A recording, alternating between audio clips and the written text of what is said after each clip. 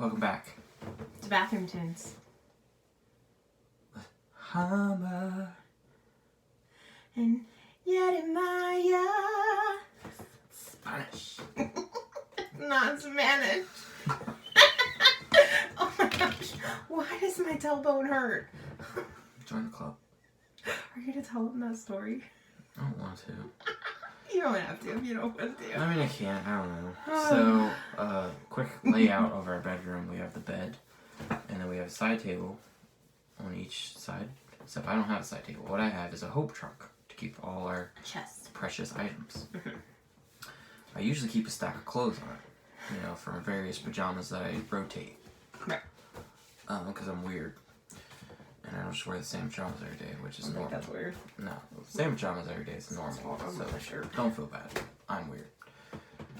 And what happened is that Finnegan decided it was time to wake up. So I was rolled all the way on Amber's side of the bed where Amber was, you know, because when I wake up, I cuddle. I don't cuddle during the night because we're the type of couple that doesn't like contact when we sleep. Because we like our own space, we like our own body heat. Anyways, so I had rolled closer to her. Now, I was then deciding, in order to wake myself up, I was just going to roll, and then roll back over here, and then roll back over here. So, you know, I was on my belly, and then I was on my back, on my belly, on my back. Where were you going to end in your projection of how this was In my gonna go? projection, I still had plenty of bed in order to not do what had happened, which what happened was when I rolled over with the speed It was fast. to shift me a little further in the bed.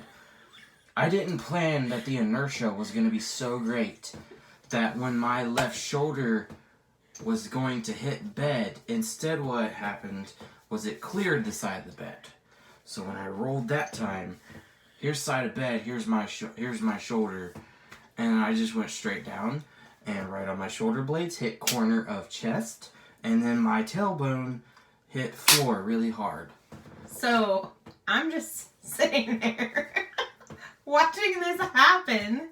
So to me, it looks completely intentional that he would have full body, like total momentum, rolled off into the air and fell to the ground. If I didn't make it clear enough, when I rolled over, I was off of the mattress. You were like 3 feet off the ground. There was air off the mattress, and nothing stopped me from that point to the ground. Yeah, except for the chest.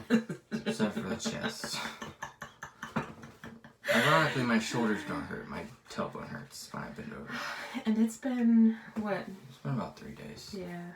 So it's pretty great. I think I bruised it. But, that's funny. You know, you live and you learn. Sorry. I said it's a good thing that I didn't do it when I was 80 years old. You know, because right. I still think I'll act the same way. You probably will. Alright, so we're going to sing How Many Kings? Yeah. By... Excuse me. Downhere. Downhere? It's by Downhere. It's by Downhere.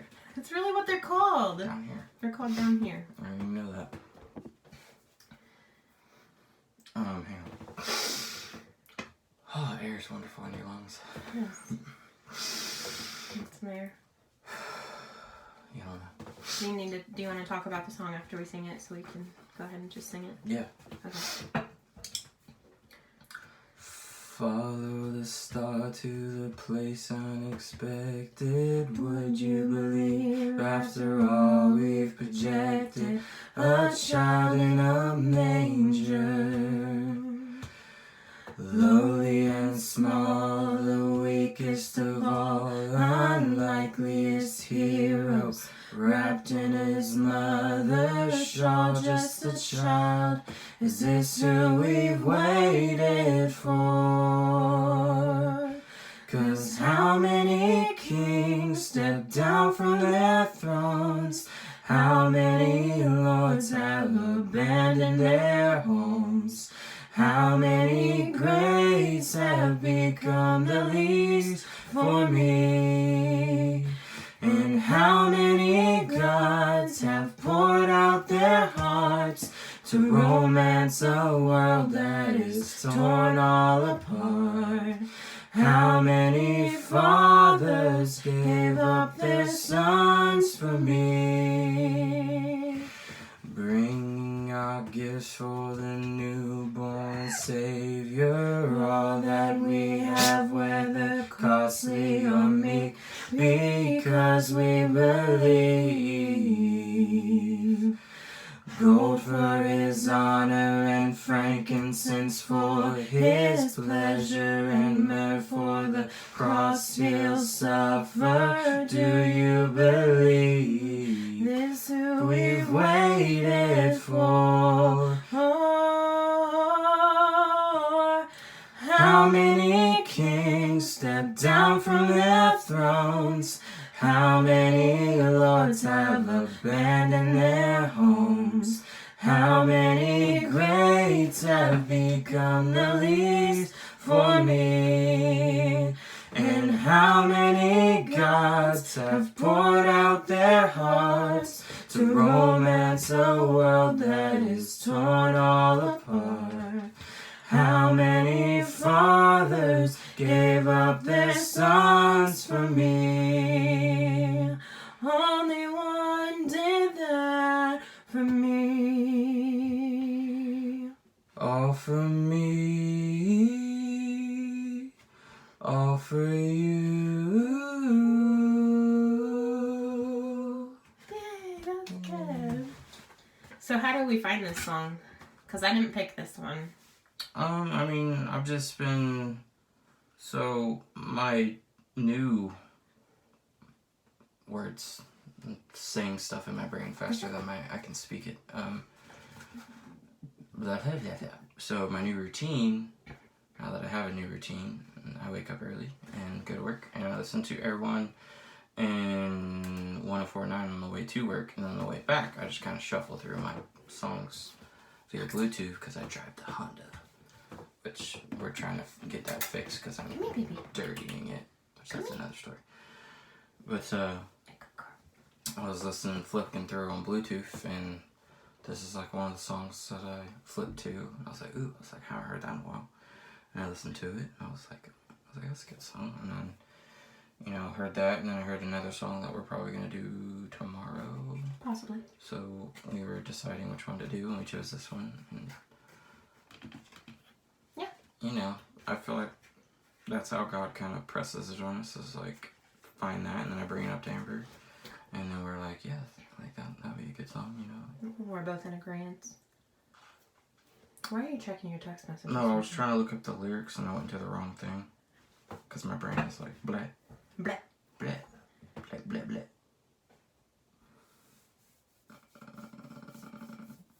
So I had the thought today, and this song kind of covered it. How that was unintentional. Sorry. How the media, I don't know, just kind of like how we're focused on all the deaths, which are a tragedy. Nothing I follow after this is demeaning any lives that have been lost at all. Right. I'm gonna make that point now. But of all the lives that have been lost in this COVID, or even other things going on, like people fearfully and like people getting attacked for no reason at all, I just have the thought, like, could you imagine how much worse it would be if, when this went down, you didn't have people that had the relationship with Jesus reach out and start praying for the world? Yeah. Like, God intervenes, but I feel like he moves so much more in a bigger way when he hears from his children, because the verse, if my children are called by my name will turn from their wicked ways and seek my face, I will hear the call from heaven and I will heal their land. So if that prayer wasn't necessary, if that chain of events, so if his children, so he's even saying, this is when I will act. Right, this is like, if my people who are called by my name will turn from their wickedness, humble themselves. I feel like I'm missing. If my children are called by my name will turn from their wickedness, humble themselves, seek my face. Seek my face. I will hear from heaven and I will hear the land. And I will hear the land. I think that's... Yeah. 2 Chronicles 7:14, I'm pretty sure. just imagine how much more worse off we would be if people didn't take the time and, you know, say, you know what, I need to pray for the world. And have the conviction to do so. And who knows how many people out there have been, but I'm just saying, God heard, because the projections, even if they were incorrect, what if they were going to be correct? Right. And then people prayed, God heard, and then God made it so much less of a catastrophe. Yeah. Because He heard from heaven. Amen. And I'm not saying because maybe the people, maybe some of the people that died, God called them home. Maybe they were Christians. Maybe it was their time to go. Well, and I think that's the hard part is that people want definite answers through everything. Well, if God is going to use this, then why would people have died? Well, why would this have happened? Well, why would that have happened? But it's not for us to know all of the whys. What's that verse though? Like what? each man's. I just thought of that this knowledge is too high for me, that I cannot attain to it. That's what came to my mind. Yeah, that too. And I think that was David. Was that King David? I need to study my word, let me tell you. But that's what came to thought, was that even if we knew all of the reasoning, even if we understood all of the moves and whys and reasons and everything, it's not like we would even understand. You know what I mean? It's not for us to attain to, but the fact of the matter is, He gave us the game plan, the solution, and I think what Jeremiah is definitely saying is that his people, at least hopefully the majority of us, put it into practice and committed to God and seeked His face, and now we're seeing the result of Him healing our land. And yeah, it's going to take time, and yeah, we are going to have safe practices from now until the foreseeable future, but the fact of the matter is, it could be way worse. It could be way worse. And we have technology that we didn't have when the Spanish flu happened. We have medical knowledge that we didn't have. So I'm just saying, like, I am thankful that no matter how negative a situation can be, God can always use it for a positive. All things work together for the good of those that love God. He didn't just say, like, the good things are going to work for your good. He didn't say, like, oh, the job you just got, good job, is going to go for your good. He's going to say the job you just lost is going to go for your good. It doesn't matter in the moment how bad things may seem. It all will come together for those that love God and are called according to His purpose in Christ Jesus. So it's just about staying committed to Christ, even when things don't make sense, even when they look bad. Just staying committed to Him, because His game plan is way better than ours. For sure. You know what I mean? Yeah. So why weren't we here yesterday? Well, I probably shouldn't have Give me the left. phone. Why? I want them to see her. I want to see my legs. You have shorts on, and so do I. Give me. I have. You know, I don't even care. It's a boxers. That's our pupper. Look how pretty her eyelashes are. I know, she's so pretty. Okay, I'll stop. Okay. Put it back. Up close.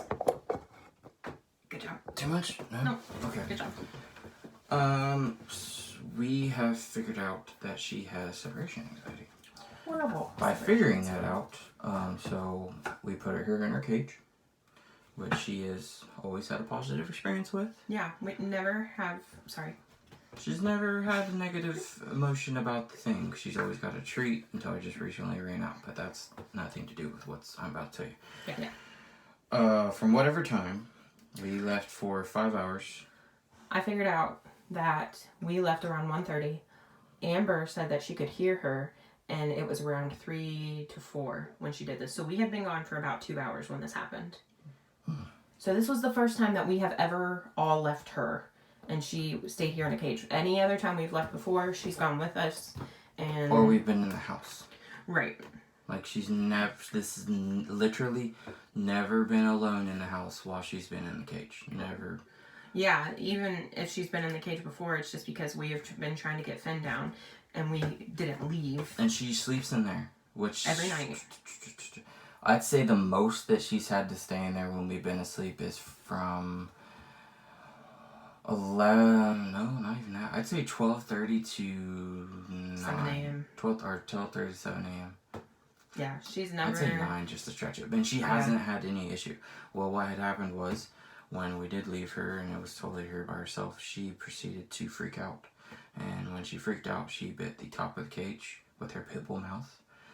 And she bit it so viciously that she left groove marks. She snapped a wire bar. She snapped in half. A wire bar of the cage in half. And how this Metal, cage works. I guess I should say metal bar. This is one of those fold down cage. So you prop the sides up and then you prop the 2 sides up and you hook them into each other.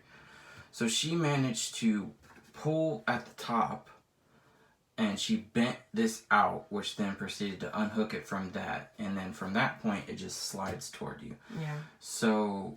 she pried herself out through the door. And pulled it down and then went over top. Now, when she did that, she snapped a tooth in half at the root.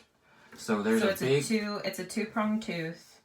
And one of the roots, I guess I should say, came out and is now just resting on her gum.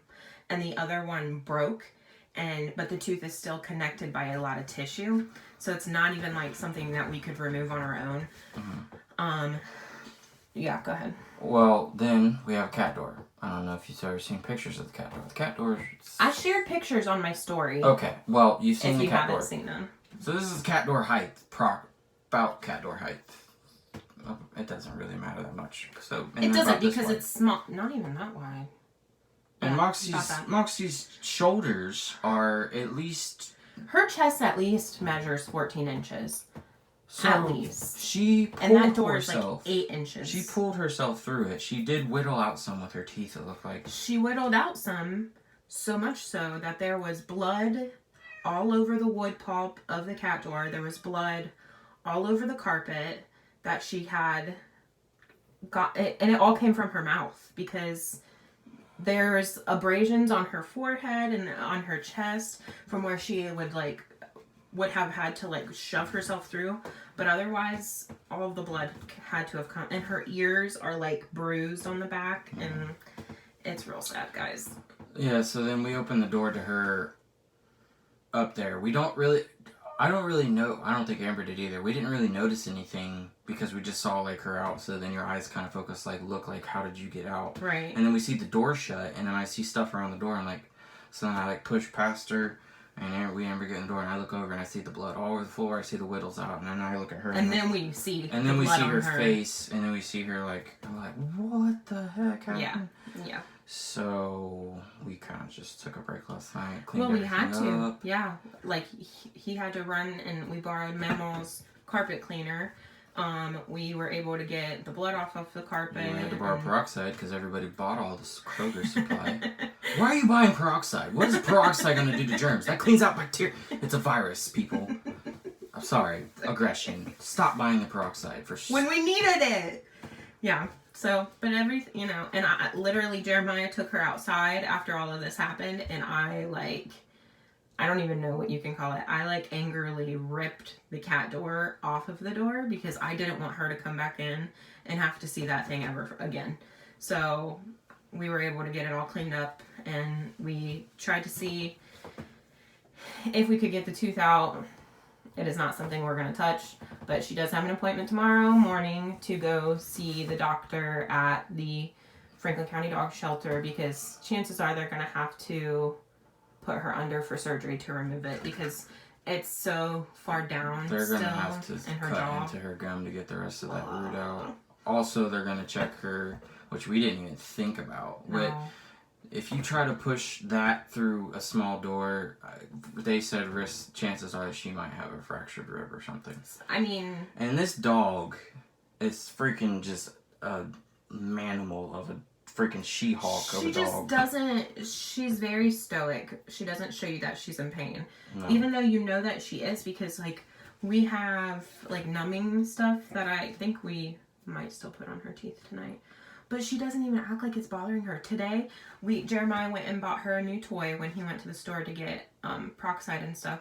And she wanted to play with the toy today. It's just a little squeaky toy. She'd pick it up and I'd throw it for her. But she doesn't even act like she's in pain. But it was just best that we, take the night off, Yeah. take care of everything, spend time with her. Me and her promptly fell asleep in the chair for solid. Yeah, I posted pictures in that too. Oh. There is a really cute picture. Things I don't know. So too. Things I don't know. But yeah, she fell asleep on her daddy's chest. But what's really sad is that when we first came home, and I was just brokenhearted instantly, and I like fell to the ground next to her and tried to get her to come to me, and she like tinkled because she was scared that she was going to be in trouble. And I'm like, oh my gosh, I'm not mad at you. I'm so sad for you. But then that makes me think, with rescued animals, you never know what they've gone through. And the fact of the matter is, if they're mistreated and then they're surrendered, that owner isn't going to tell the shelter that they mistreated this animal. They're not going to tell them that they allowed her to be preyed on by their other dog. You know what I mean? So you just never know what she has gone through. So it just made me really sad, and we needed time to like come together as a familia and love on her. And I also posted a picture of she napped on Finny too, and Finn got to love on her. So yeah, so please pray for her tomorrow, because I'm very concerned that she is going to have to stay overnight. Oh my gosh, and we do not want her. And I don't want her to feel like we're leaving her. Yeah. We were gone for 2 hours. 2 hours. So if we leave her there and she has to stay there all night by herself, like what kind of feelings is she gonna have? I don't, yeah. Just pray. That would be the one prayer. I know God's gonna take care of her. It's a minor procedure. It's not gonna be a big deal. I don't think she has any kind of fractured ribs. I don't want her to stay the night. Right. I just don't. And odds are I'll be getting off at like 4 o'clock, so... Maybe just drive over there. I have like hours. I will straight up sit in their lobby. But she done? She done yet? Like, you ain't get to it. For real. Because I'm pretty sure they close at 7. They so do. I'll just camp out for a few hours. I know, right? Just like, give me my dog. Just be calling. I'm like, I'm in the parking lot. I'm ready to take her home. And I'm not leaving. No. I do not want her to stay the night. Yeah, So just pray that that doesn't happen, because when you adopt a dog from the shelter, it just feels like we've already undone so many sad things from her past. We've worked so hard to build trust with her and just build love with her, and that she knows this is a safe place. And if we take her back there, it's going to feel like because people have done this to her before. She went on sleepovers, and then they took her back. And I just don't want her to think that's what we're doing. So I pray that that's not what happens. All right, we've talked about our dog for probably 10 minutes. Yeah, all right. And then one quick thing before whatever. So the new job, I worked, just did what I normally did, working with Zach and working in the union. Just did what I knew, tried to stay ahead of the game. And I was about to ask for a raise because I realized that I was doing things I was just doing things quicker than somebody else would do them, and not by quicker as in like faster. Anyway, that you had the skill. I had more that deserved to be. More than the minimum of which. And before he had to ask. Before I had to ask, which I usually don't, because Jeremiah is non-confrontational. He's a very passive person. By the way, real quick before I even get into it, I feel like, God made me this way, and then God's going to make up for the stuff that I'm not. So if he made Jeremiah to be a more passive person, I'm just going to not have to ask for things like that. And you know what? Here's proof in the pudding. The same day that I was thinking about it, John texted me at the end of the day. He was like, by the way, you're doing a fantastic job, and I'm going to give you a little bump by the end of the week, so just remind me of that. And he's like, you're doing awesome. It was just a blessing. It was a blessing to know that, like, he went from a job, not to speak poorly of his previous job, but he went to a job that, like, he never got off at a good time. He was never compensated for overtime hours. It was just not a good situation, guys. And now he's just in a job where his boss sees his potential, sees his work ethic, that is super concerned about his safety, that they always work really good hours. He has been home before like 6 since he started there. And there would be times at the old job where him and Zach wouldn't even get home until like 10:30. There was one day in particular to where I'll just put it in perspective. The only thing I have to say to put it into perspective, we tried to show up early to beat the heat and also to get more done and then get off at a good time. And me and Zach got the crew convinced. We're like, yeah, if we do this, we can get off early. We did everything. We worked our butts off. And it was like one day we got off early because we came in at 7. So we got off an 8-hour shift. We got off at 3. And then the next day we got up, we worked at 7, and then he didn't let me, Zach, or the crew off until like 6 o'clock. Yeah, just so, and then they were like, why are we even coming in early? So it really discouraged everybody. Yeah. But we're not going to talk about that. We're not going to talk about it because, you know what? God has delivered him to a better job, and it's a blessing. It is what it is. God moved me here, so why even be upset about the past? I mean, the whole point of bringing it up is that we were trying to share a blessing, but then it just turned real negative. It didn't turn negative. We were trying not to talk about it. I was saying God delivered me from that into this place. It's a blessing. I was emphasizing the blessing because I'm like, I was here, I'm here. Alright, end of video. Love you.